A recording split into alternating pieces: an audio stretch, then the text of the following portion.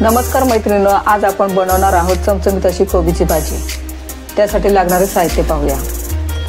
हा पावशर कोबी चांगला बारीक चिरून घेतलेला आहे।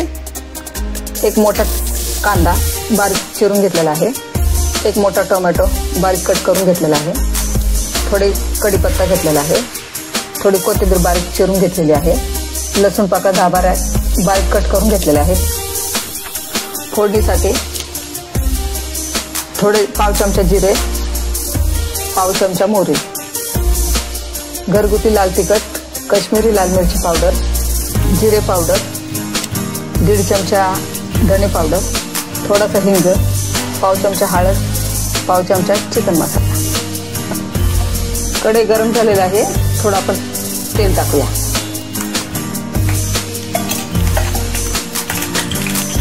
बारीक चिरून घेतलेला कोबी टाकूया। कोबी तेलामध्ये थोडा भाजून घेतल्यावर कोबीची चव छान लागते। तुम्ही पाहू शकता आपला कोबी भाजल्यामुळे किती सुंदर दिसत आहे। त्याला एक शाईन पण आलेली आहे। आता आपण तो काढून घेऊया।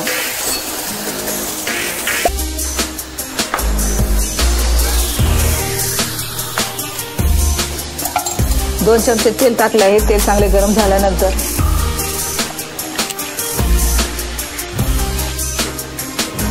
थोडी आपण मोहरी घालूया।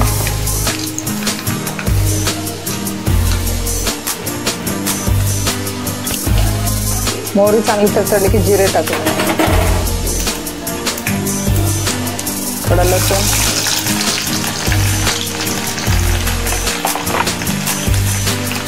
लसूण चांगला सोनेरी झाला।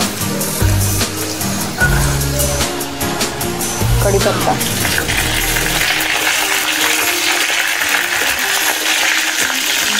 बारीक चिरलेला कांदा, बस कांदा सोनेरी झालेला आहे। आता आपण टोमॅटो टाकूया। टोमॅटो टाकल्यावर लगेच थोडंसं मीठ टाकूया, त्यामुळे टोमॅटो लगेच शिजतो। आपला टोमॅटो बघा कसा छान मऊ झालेला आहे। आता आपण सुके मसाले घालूयात।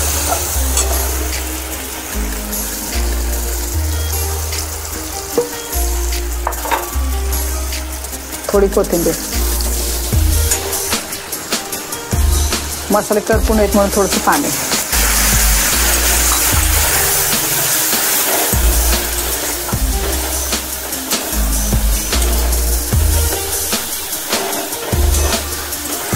थोडं त्याला तेल सुटेपर्यंत आपण शिजवून घेऊया। मसाला आपला छान भाजून झालेला आहे। त्याला छान तेल सुटलेलं आहे। आता आपण कोबी टाकूया।